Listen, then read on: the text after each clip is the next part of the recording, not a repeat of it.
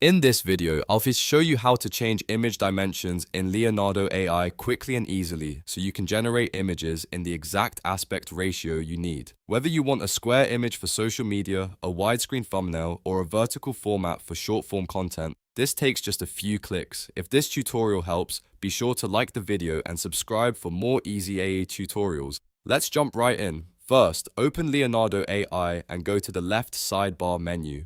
Under the AI Tools section, click on Image Generation. This is where you'll find the controls for creating your images and adjusting the format before you generate them. Once you're inside the image generation area, look at the settings panel on the left side of your screen. This sidebar contains the main options you'll use to customize your image generation settings, including the dimensions or aspect ratio. Now, find the Quick Select Aspect Ratio buttons. These are the preset options that let you change the size and shape of your image instantly. You'll usually see choices like 1:1, 16:9, or 9:16. Choose the one that matches what you need. If you want a square image, select 1:1. This is great for profile pictures, Instagram posts, and other balanced layouts.